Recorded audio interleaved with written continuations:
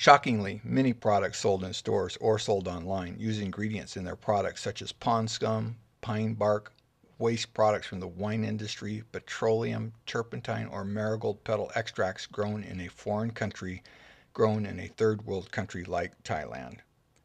These ingredients, of course, are not normally eaten by humans at all for the simple reason that they are not food. These are not items you would find at a salad bar or in a vegetable garden or in a produce section. In my entire life, I have never met a person who intentionally ate pine bark or grape seeds or marigold petals grown in a foreign country. Should a person ingest products with strange, bizarre, questionable ingredients like these? Or should they use and ingest products made by GNLD that are in fact made from the highest quality, purest, safest foods available in the world today? When many companies want to sell beta-carotene, they want to supply that to their customers. They will use saltwater pond scum algae. The only way you know they're doing that is on the label. It will say Dunelliella salina. Salina is saltwater, salt for salt water. So Dunelliella salina, saltwater pond scum.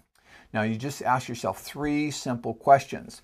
In your backyard, do you grow saltwater pond scum for your family's consumption? Second question, when you're at a salad bar, do you help yourself to the saltwater pond scum algae there? Third question, when you go to the grocery store, do you ever come home from the produce section with a bag of algae?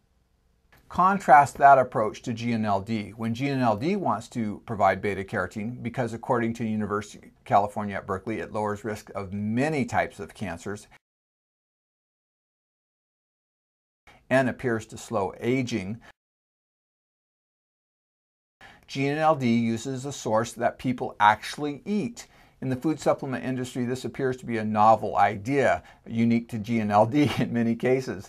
They actually use an ingredient which is food that people do grow in their backyards, that people do use at salad bars, and that people do go to the grocery store and bring home. They use carrots. A few years ago, I had the opportunity to talk to a gentleman who works at a very high level in the science and research community.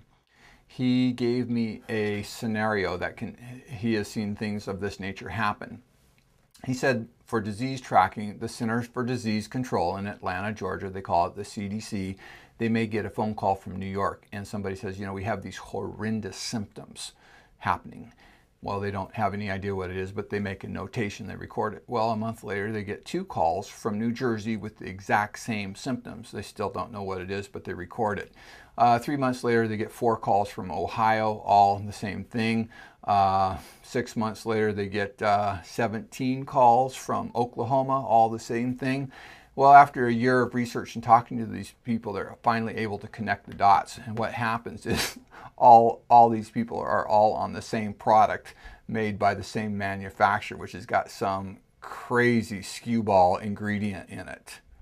So my question is, why would you jeopardize your health by consuming an ingredient that is not normally even eaten by humans? GNLD says, look, we think it's a lot safer to use ingredients in our products that are actually from foods that people would normally eat. Ingredients like pine bark extracts, grapeseed extracts, or marigold extracts may lack long-term safety studies to know what happens to people who consistently consume them on a daily basis. After all, these ingredients are not foods normally eaten by humans. So we use things like tomatoes, bell peppers, strawberries, peaches, spinach, things that humans have eaten safely for hundreds and hundreds of years. So we don't have any concerns about what happens if you're using something that's not actually in the human food chain for 10 or 20 years in a supplement form. So we think that's a lot safer. We don't use marigold petals.